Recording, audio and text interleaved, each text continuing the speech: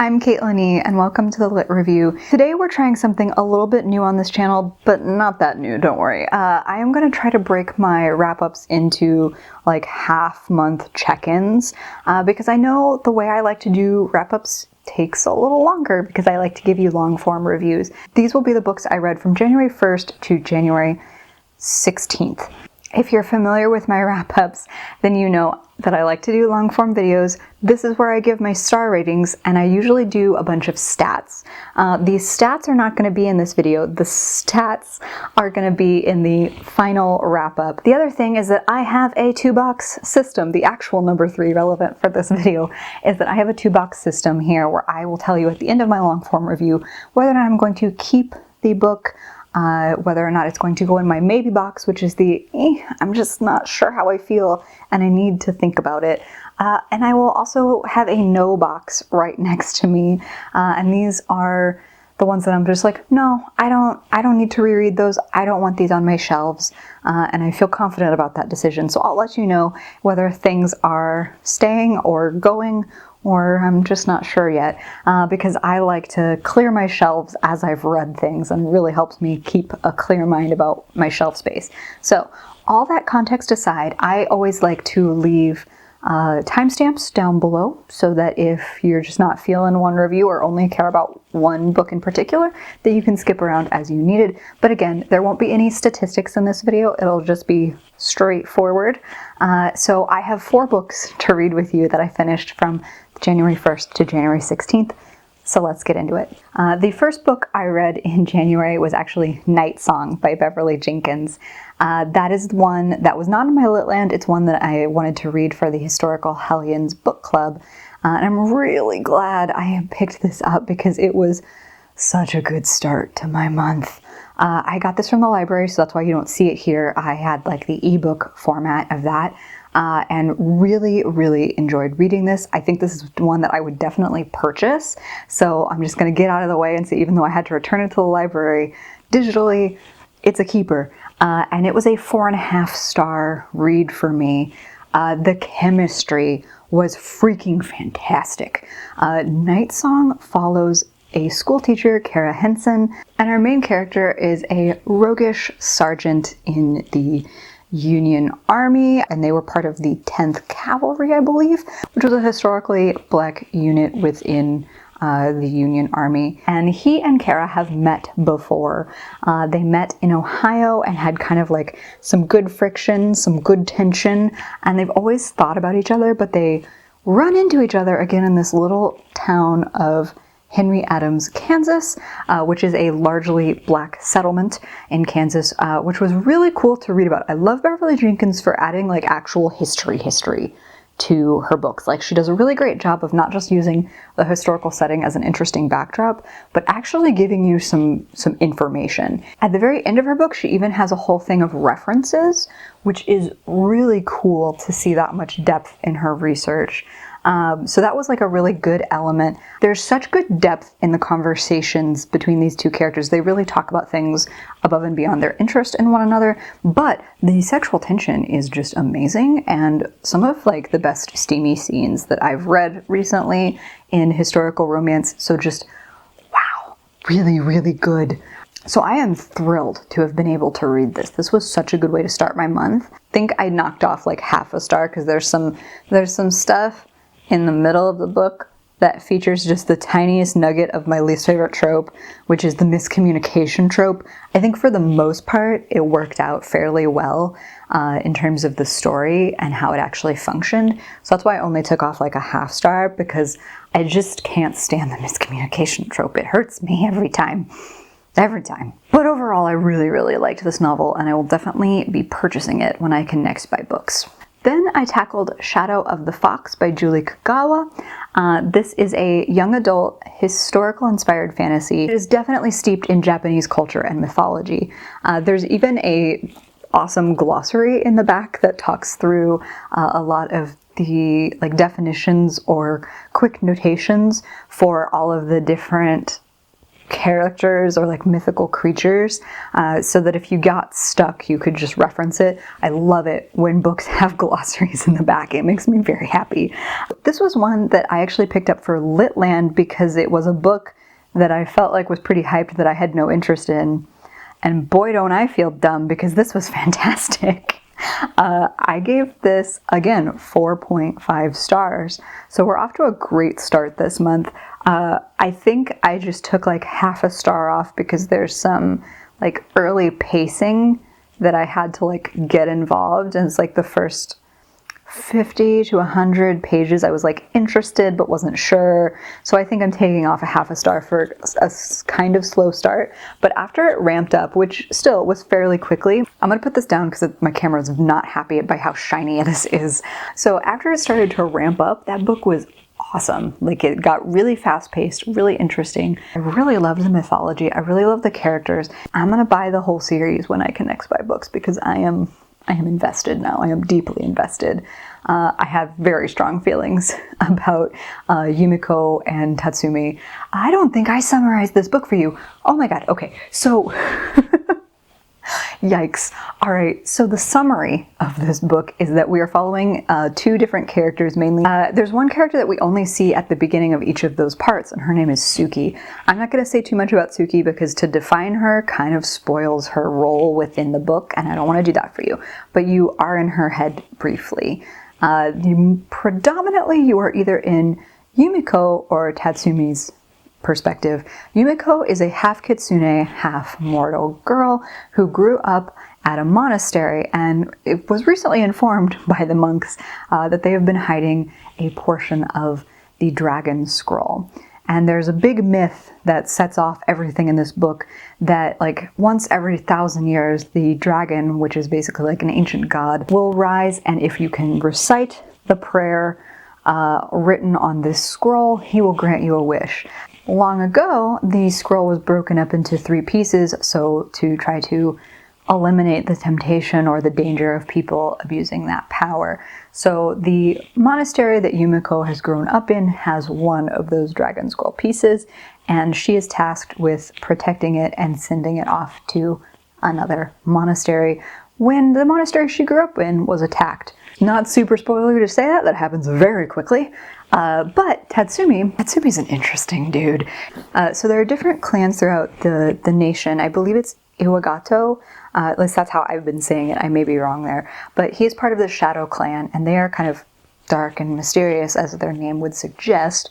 But specifically, Tatsumi is a very special and scary kind of warrior because he is he's the only person tasked with carrying this demon-cursed blade. Within this blade, there is a demon, and he has basically trained his whole life to fight off the demon, but wield its power. So he's constantly tempted.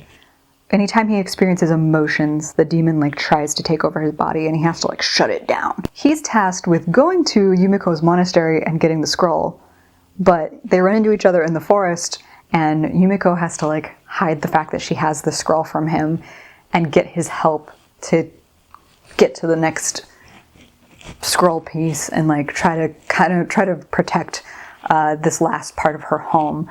So their whole journey across the country is so interesting, and all the depth in mythology and like the bonds that they start to bring together. Like he's so emotionless and cold, and she is so like charming and naive and just excited about everything. And so like they just I honestly haven't been this excited about a YA fantasy in a really long time. Like I've enjoyed plenty of them, but I think this is one of the best ones I've read in months. So I'm very excited about this, and I'm so ready to continue with the rest of the series. Next, I tackled the book that y'all helped me choose in my Instagram poll, and that is One to Watch by Kate Stayman-London. Team, I hemmed and hawed about what to rate this book, and I really just had to tell myself to stop quibbling and admit that you loved it. My heart is just crumbled, but also blooming. I don't know. I have very strong feelings. I loved this. I'm giving it a 5-star rating. I hemmed and hawed between 4.5 and 5 because I do think the end is a little slow. Like, I was so invested and like plowed through this in seriously less than 24 hours. But the ending just like bogged down just a little bit because of the miscommunication trope. It's the bane of my existence. But I'm still going to give this a 5-star because I just felt so ooey gooey, so emotional about this book. And I really, for me, that's usually what a 5-star is something that affected me profoundly. Like anything less than a 5-star, I could still say I loved it or that it was really good, but the 5 stars just like hit so hard that I can't do anything but give them a 5-star. I know it's not a very scientific definition, but that's where I'm at with this book. So if you are unfamiliar with One to Watch, this is actually Kate Stayman-London's debut novel, which is really cool and inspiring because now I can't wait to see what else she does as an author. She is a really interesting personality too. Like she was like Hillary Clinton's speechwriter and has also done a bunch of like blogging and different things. So she's had like a really interesting career, and this is her first book. But this book follows Bea Schumacher, who is a plus-size blogger, and she goes on kind of a semi-drunken rant one night against this show that's very much like The Bachelor or The Bachelorette called Main Squeeze. And in her blog post, she kind of pops off on all the things that are wrong with Main Squeeze, like the lack of racial and ethnic diversity, the lack of body diversity. She really calls out that part in particular, where it's like, these are not real people. You've just found like the most obscenely attractive, tiny, skinny people to fall in love. Like, that's not real life.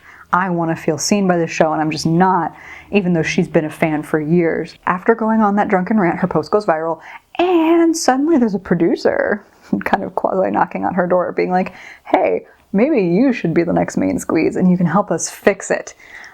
So Bea kind of gets involved for her career, and in part to get over somebody that she's been pining for years. And so she goes into this thinking that she's not going to fall in love. But lo and behold, the magic of reality television, she starts to fall in love with multiple people throughout the show.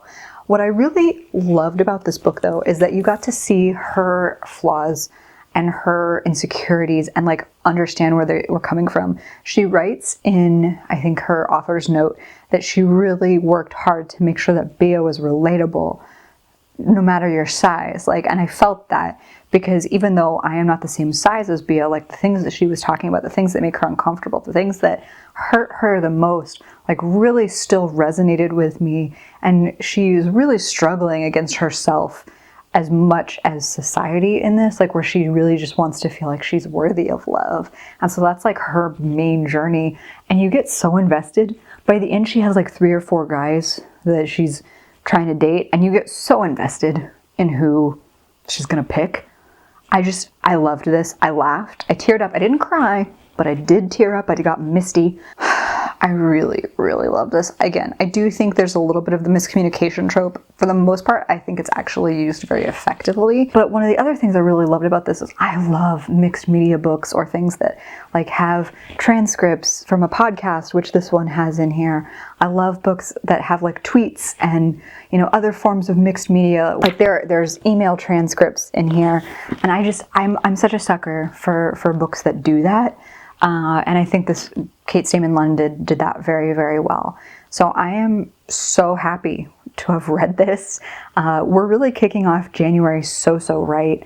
And this is my first 5-star of the year, so I'm loving this.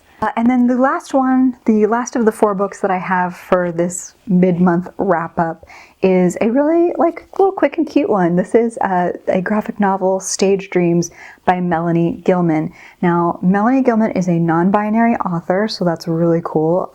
And this is also very special to me because one of y'all recommended this book to me. Stage Dreams was recommended to me by KL, or at least that's her commentary name when I see her down in the comments. But Stage Dream was her recommendation for a whole different video that I haven't even fully filmed yet. Stage Dreams is a graphic novel set in the American West during the Civil War.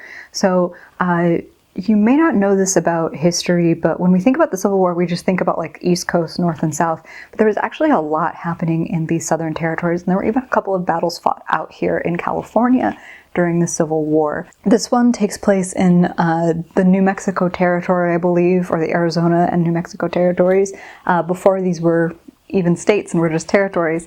So our main characters are Fleur, lesbian, so there's part of your rep. The other part of the rep comes from Grace, who is a trans woman. So Melanie Gillman dedicates this book, quote, to our queer and trans ancestors. One of the things I really liked that Gillman did was provide historical annotations in the back, including some information about trans folks that we have only heard about in history or are very minimally acknowledged.